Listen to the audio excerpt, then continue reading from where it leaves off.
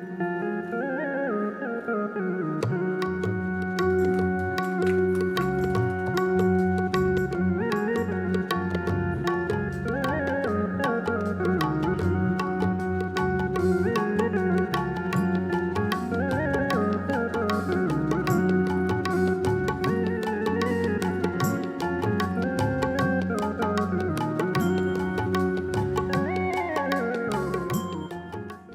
no student of literature. I'm no student of religion. I'm not a rationalist intellectual. And I've not done any formal study in any language. Probably I'm an alien here, belonging to a completely unrelated discipline of medicine, but then standing here purely because of my passion. I was just thinking about the theme of this conference. It says the Mahabharata in Indian art and culture. I'm a little perplexed at the very title, the very statement. If we say Mahabharata in Indian art and culture, as a person prone to analyzing words, that's what we do in science, it implies that there is something else in the totality of Indian art and culture. Mahabharata is one, but then there is something else. I wonder as to what this other component is.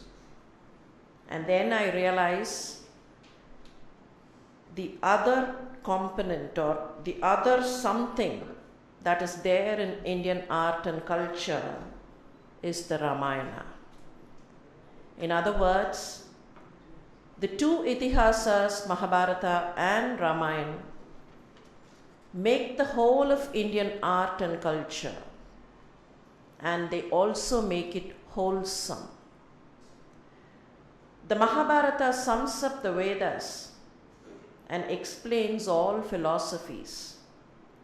It describes the mankind and also attempts to design a clear path for the latter's progress. I believe it is this background that makes this particular national conference important. It is probably an attempt to make the known more known. And I believe it is.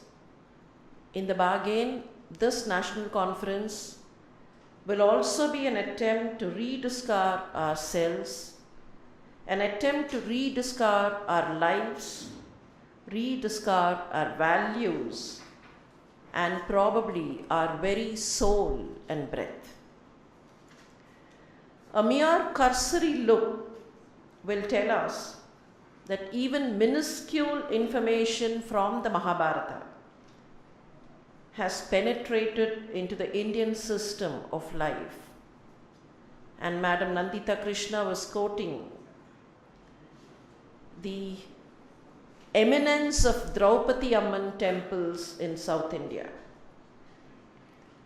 The Draupadi cult is a village tradition in many parts of Tamilnadu and Karnataka and some parts of Andhra Pradesh. Several villages have shrines for Draupadi, and she is fondly worshipped as a Grama Devata and a Kula Devata. And the local stories give her the status of an incarnation. The local stories in many parts of Tamil Nadu go like this. Parvati, the sister of Mahavishnu, wanted to help the brother. When Mahavishnu decided to come down as Krishna, the sister decided to come along with the brother, and then she incarnated as Draupadi. So Draupadi is seen as an incarnation of Parvati, and very many times she is also equated to Mariamman, who is a South Indian goddess. Mariamman is supposed to be the rain goddess. Mari is rain, and she is the rain goddess, and it is said Draupadi was born out of fire and then poured down as rain so that she could link the Panchabhutas. And most of these stories talk about the divine relationship that Draupadi has with Krishna and other deities. Since Draupadi was fire-born, we also find that there is a fire-walking ritual associated with the celebrations of the Draupadi Amman temples. She is very often iconographically represented as one holding a rice bowl. We all know of the Akshaya Patra that she had, and South Indian temples which have the Grama Devata Draupadi Amman have this figurine represented. She holds the rice ball in the hand, and people believe that she will be their eternal protector and shall continue to nourish them from her Akshaya Patra. And she is also given a unique name. She is called Shubha Kali. Kali is the fearful aspect, but then she is Shubha Kali because she is calm, and then she is a protector. Similarly, you find there are many Dharmaraja temples devoted to Yudhishthir, and you find many Bhima Raja temples. And it's a very common parlance in the south. If a child is a little powerful, little more jubilant, little boisterous, it's commonplace knowledge that people, especially the mothers and the grandmothers, call that child a Bhima. Iva enna Bhimana. So the kind of percolation of minuscule information from the Mahabharata, the percolation which has reached the levels of common living. The men and the women of Mahabharata symbolize values of life, and that is how I look at it. And sir, I have no knowledge of history. I am not a historian, and as I told you, I am not a scholar in any language. As an ordinary individual, as an average human being, I tend to look at the Mahabharata for the values that the work is able to give me. To me, the grandsire, Bhishma Pitamaha, symbolizes Vairagya and dedication. And I would like to look at the Pitamaha from a different perspective. He was the one, by the story, who had forsaken rights of inheritance. He had given away his rights to rule. However, destiny would make him in charge of the administration of the land, not only during his generation, but even during the times of his grandchildren. Until the last, he had to discharge his duties to the land. And then, each of these men and women of Mahabharata have a lesson to teach us. I look at Dusharaja, the father of Satyavati. What was his demand? He would demand that the son of Satyavati would have to rule the country. many of us would agree that this was not a very justified demand, considering the king already had a grown-up son in Bhishma. And this unjustified demand was given, but then what happened? The grandsons of Dusharaja, namely Chitrangata and Vichitravirya, could never sit on the throne. An unjustified demand could never be fulfilled. And that is how I look at the values given to me by the men and women of Mahabharata. South India, the chosen venue for this national conference, has an intense link with the Mahabharata. Agastya, whose act of gulping down the ocean finds a very special mention in the epic, has a permanent place of residence in the Pothigai hills of the south and a permanent place of respect in the minds of all people of the south. And from, once again, the standpoint of a very average human being, I would like to read into the symbolism of this epic. There could be analysis of other aspects of the epic, but then I would also like to concentrate on the symbolism. Sir was mentioning about the names of Pandu and Arjuna. I have been curious as to why the father and the son were given similar names. If I only will have to translate this, it would mean White Senior and White Junior. We do have this in the Western system. You have one Mr. White Senior and one Mr. White Junior. Pandu will be White Senior and his son Arjun would be White Junior.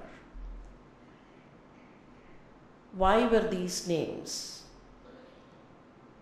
I look at the other name of Arjuna, Partha. Why was he called Partha? All of us know the reason. He was Pritha's son.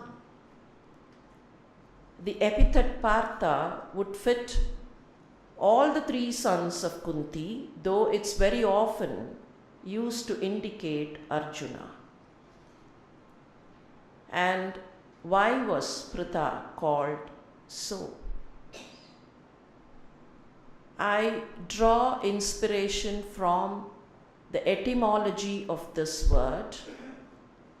Pritha is a representative of the Prithvi. Pritha is a representative of the earth.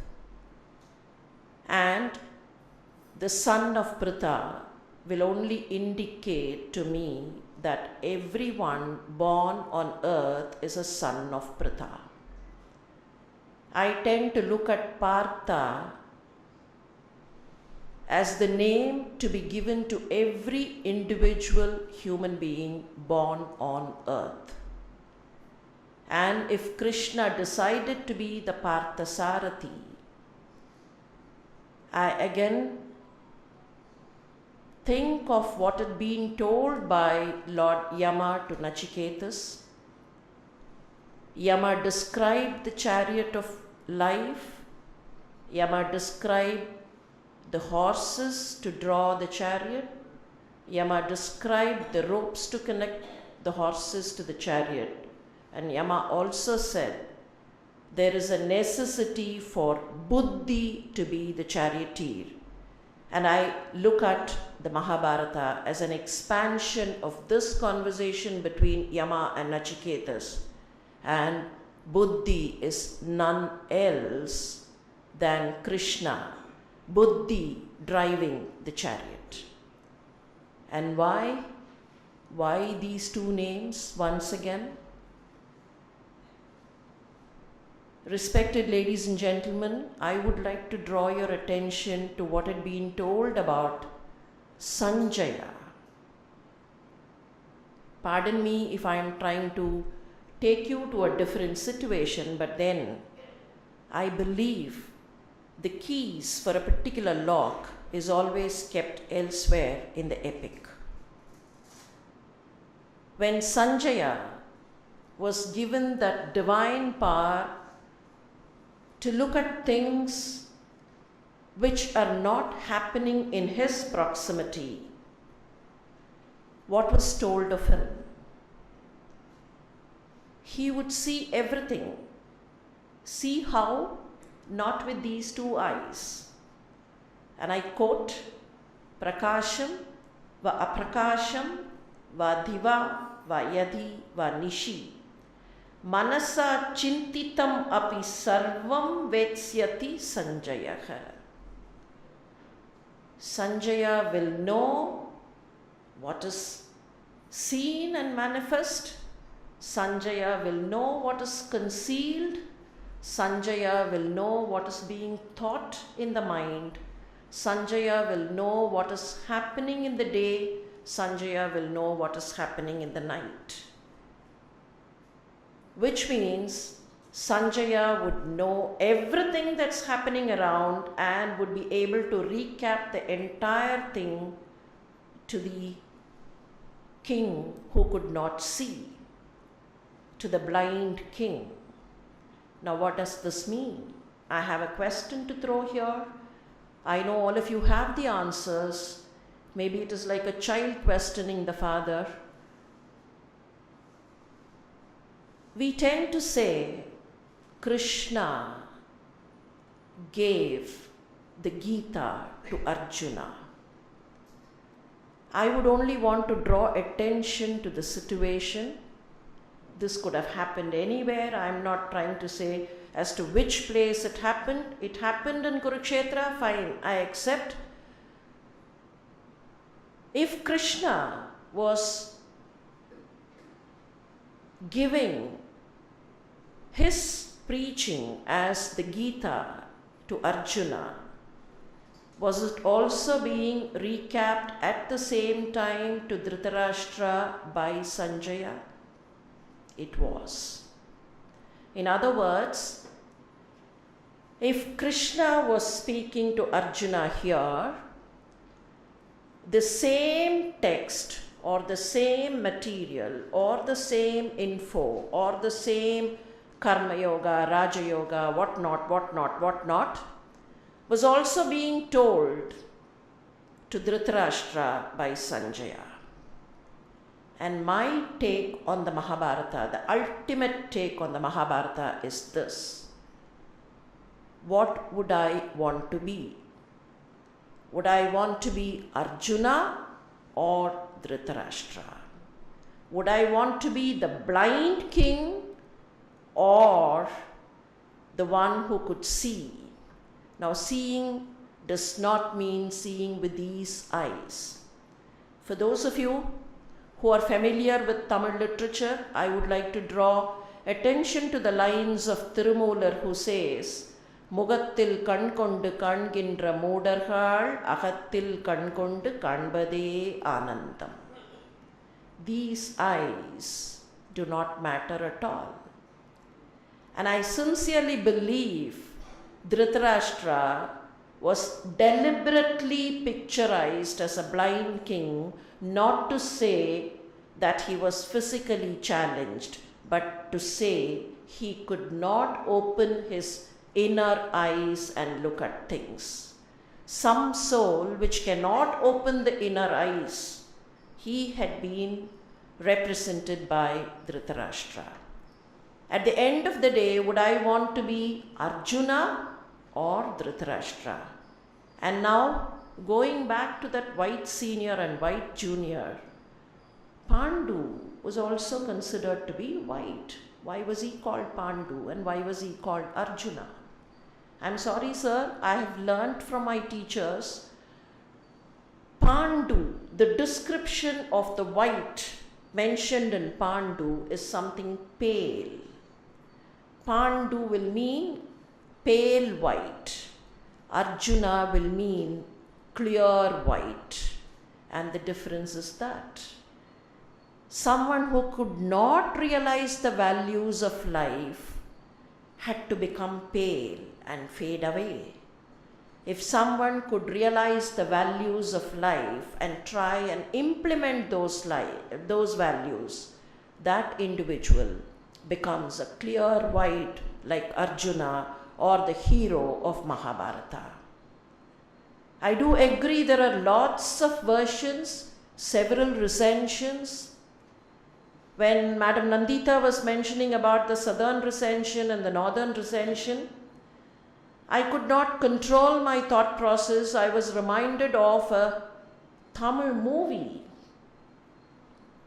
It's so curious that this land has its own characterization of some of the men of Mahabharata.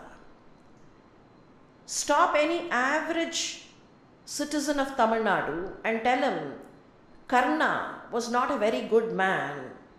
He will not agree.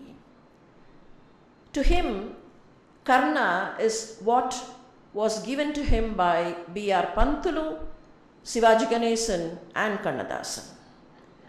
The combination that worked out a different Karna. And we have any number of such recensions.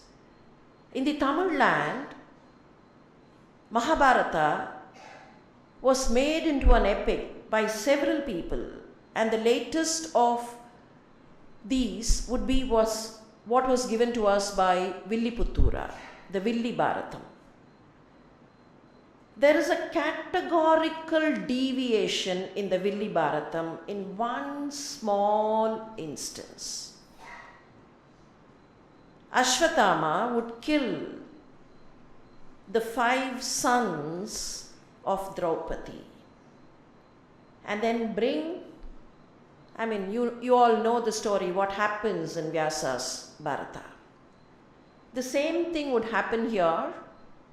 Ashwatthama would bring the capitated heads of the 5 Upapandavas, trying to boast, trying to tell Duryodhana that he has done that. And what will happen in Villi Bharatam? Duryodhana would scream and chide Ashwatthama. How dare you did this? You could have killed the Pandavas, but not these young children. You could not have kind of destroyed the entire lineage. Why did you do this? And Duryodhana would be so much distressed that he would sit and cry. Now think of a different Duryodhana. A Duryodhana who is not seen this way in the so-called original, but then Villi Bharatam gives a different Duryodhana. At least at that point of time, Duryodhana had a change of his mind. The very percolation of the Mahabharata principles into this land, into the culture of the lives of this people, into the art of these people, I believe can never be taken away. I am very happy that Madam Nanditha Krishna had thought of a national conference to bring in views from different parts of this country, probably even from parts of other countries, so that we learn and relearn. In science, we talk of the act of learning, act of perennial learning. We say to learn, we need to unlearn. Unlearn something and learn. But in places like these, I believe this learning can be a continuous process. Learn, learn, learn, learn more and more, and assimilate more and more. I take this opportunity to wish this conference all success. I wish these deliberations will give us newer insights into the way Mahabharata has been understood by the people of this country, newer insights into the ways by which Mahabharata will have to be implemented in our lives. All the best, and thank you very much.